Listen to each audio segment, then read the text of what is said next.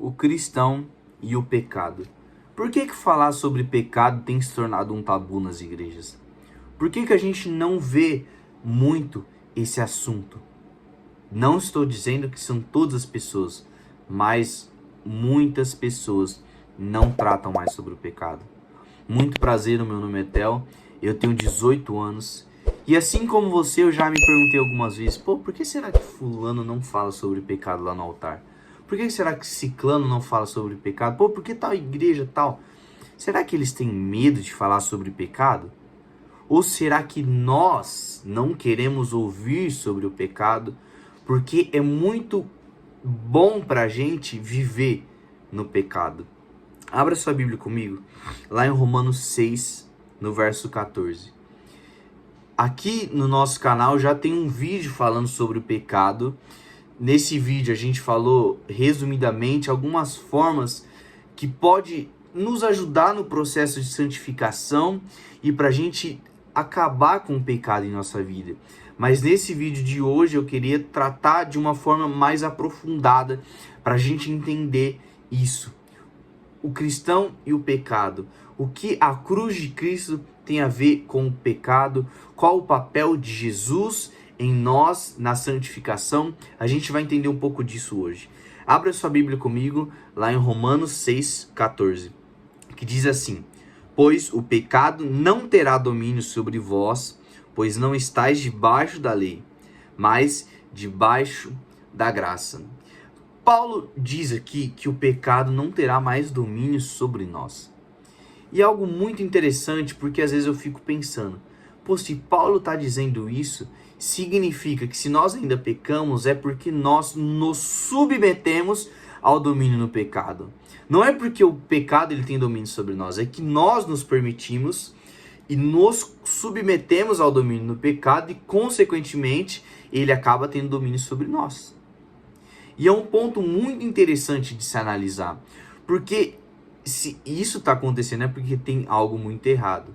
Porque o pecado ele não tem mais domínio sobre a gente. Graças a Deus, Jesus morreu na cruz e pagou todos os nossos preços, todos os nossos pecados. E através do sangue dele nós somos redimidos e justificados. E isso é uma coisa que eu e você sabemos desde quando éramos crianças. Mas por que a gente ainda continua pecando? Qual que é o papel de Jesus na nossa vida falando sobre o pecado? Vamos ler mais um pouco sobre isso? Abre ainda em Romanos 6, lá no verso 4, a partir do verso 4. E eu vou colocar na tela como de costume. Diz assim: portanto, nós fomos sepultados com ele. Fomos sepultados com ele na morte pelo batismo, para que, como Cristo foi ressuscitado dentre os mortos pela glória do Pai, assim andemos nós também em novidade de vida. Porque se fomos unidos a ele na semelhança de sua morte, certamente também o seremos na semelhança de sua ressurreição. Pois sabemos isto: a nossa velha natureza humana foi crucificada com ele, para que o corpo sujeito ao pecado fosse destruído, a fim de que não servimos mais ao pecado. Verso 7. Pois quem está morto foi justificado do pecado. Se já morremos com Cristo, cremos que também viveremos com ele, sabendo que, tendo sido ressuscitado dentre os mortos, Cristo já não morre mais. A morte não tem mais domínio sobre ele, pois quanto a ter morrido, ele morreu para o pecado de uma vez por todas. Mas quanto ao viver, ele vive para Deus.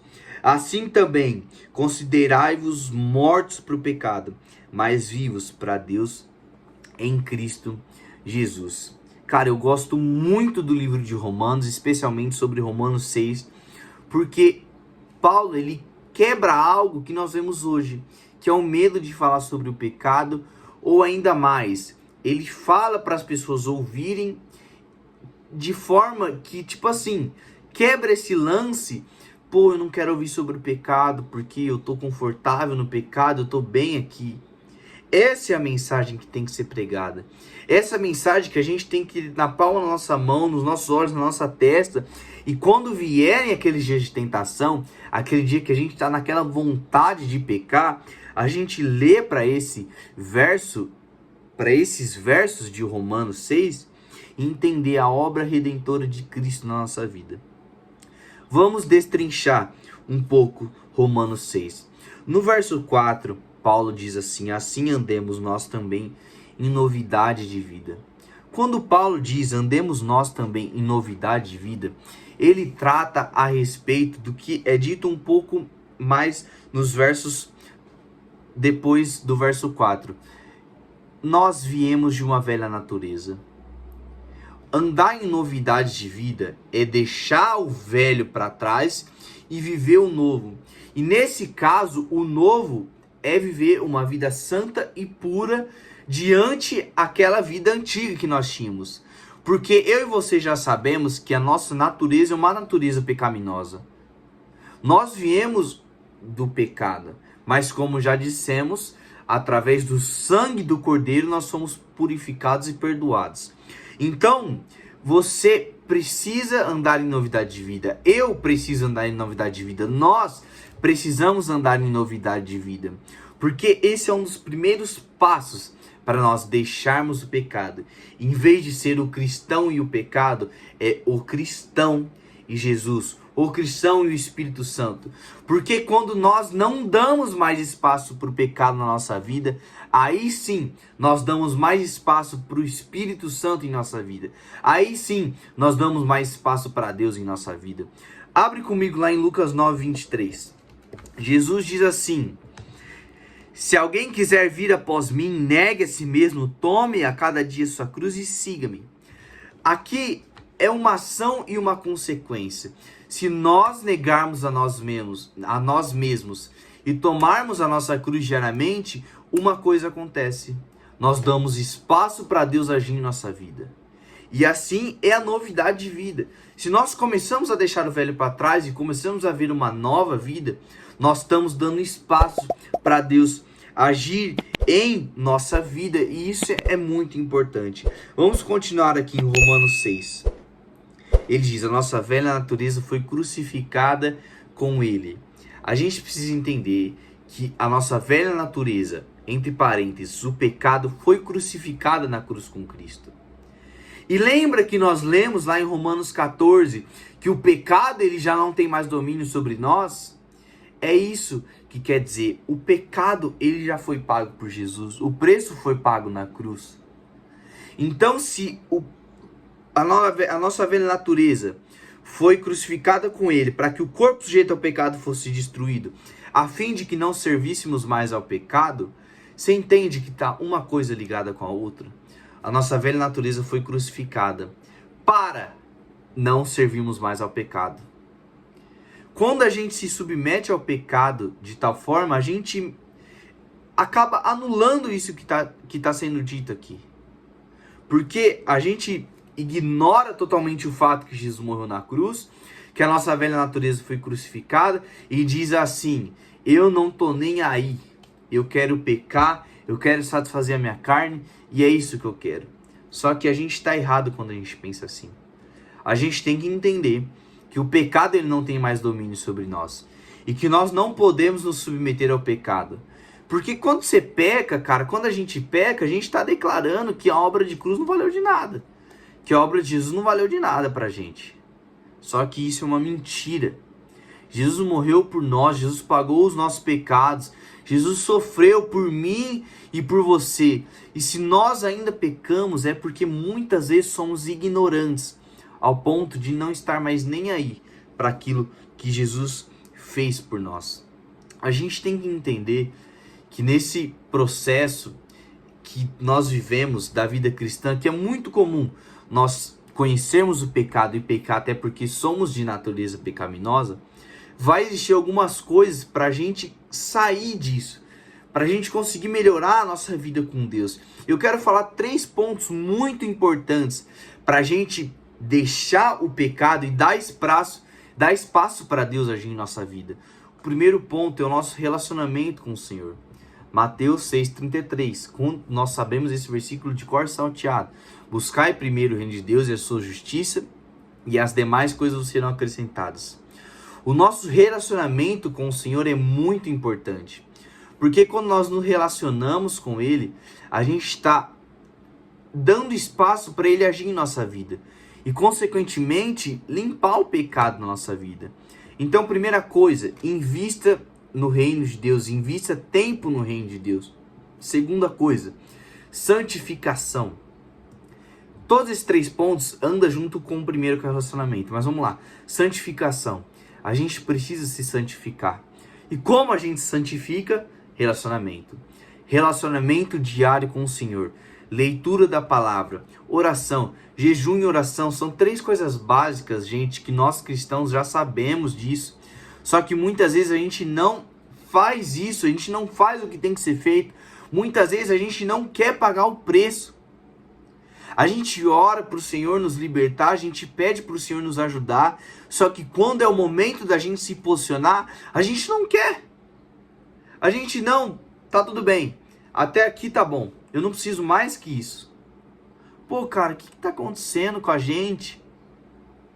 O que nós temos sido de verdade? Será que a gente tem sido filhos de Deus? Senhor, me ajuda. Tá bom, filho. Você vai ter que fazer isso, isso e isso. Não, Senhor, eu não quero. Eu não tô disposto. Cara, no caminho com Deus, a nossa vida com Deus é uma completa metanoia, uma mudança de mente. Se a gente não mudar a nossa mente na nossa caminhada cristã, alguma coisa está errada. E não é nós, não somos nós que mudamos a nossa mente. É o Espírito Santo do Senhor, através da palavra, que muda a nossa mente, que nos dá maturidade e entendimento. Então vamos lá. Relacionamento. Santificação, que ajuda com o relacionamento com o Senhor, anda junto com o relacionamento com o Senhor, e a busca por algo maior, a busca para entender o porquê que precisa largar o pecado, a busca pelo Senhor, a busca pela presença, a busca pelo verdadeiro Deus, pelo único caminho. João 14,6, Jesus é o caminho, a verdade e a vida. Esses 3 pontos podem nos ajudar a parar de viver uma vida de pecado. Relacionamento, busca, santificação. São 3 coisas básicas que nós, cristãos, velhos de igreja, nós já devíamos ter em nossa mente e praticar constantemente isso. O relacionamento, a busca, a santificação, o jejum, a oração. Porque quando nós se posicionamos dessa maneira, nós damos espaço para Deus entrar na nossa vida e limpar todo o pecado, limpar toda a sujeira, limpar tudo aquilo que foi imposto sobre nós, mentiras que foram impostas sobre nós, limpar tudo aquilo que nós demos legalidade para Satanás. Meu irmão, só Jesus pode limpar os seus pecados. Não vai ser pela força do seu próprio braço. Você pode até ter a ajuda de alguém. E é muito bom ter a ajuda de alguém, como eu falei no vídeo. Mas só Jesus pode te libertar e te lavar dos seus pecados. Eu não sei em que área você tem caído, em que área você tem dificuldade. Mas você precisa entender que é necessário um preço a ser pago para nós sermos libertos e limpos. Jesus pagou o preço na cruz. Mas se a gente apenas ficar com essa mentalidade de que Jesus pagou o preço na cruz, eu não preciso mais fazer nada, nós estamos enganados. Nós estamos enganados. A nossa vida com Deus, a vida cristã, exige um bom testemunho. Nós precisamos testemunhar fielmente e de boa forma aquilo que Jesus fez em nós. Jesus já pagou o preço, mas existem alguns preços a serem pagos por nós. Existem algumas vezes que nós precisamos nos posicionar de maneira diferente. É isso que eu queria falar no vídeo de hoje. Talvez tenha sido muita informação e muita coisa ao mesmo tempo, mas é algo que o Senhor ele colocou no meu coração de uma forma um pouco bagunçada. Mas eu falei tudo que o Senhor queria que eu falasse aqui. Eu creio, em nome de Jesus. Então, meu irmão, Jesus está te chamando para um lugar mais profundo. Jesus está te chamando para um relacionamento que não só pode melhorar a sua vida 200%, mas que vai te libertar dos pecados, que vai te purificar, que vai te limpar de tudo aquilo que tem sido contaminado e tudo aquilo que você tem pecado. O Senhor está te chamando para a família dele. Deus abençoe e até a próxima.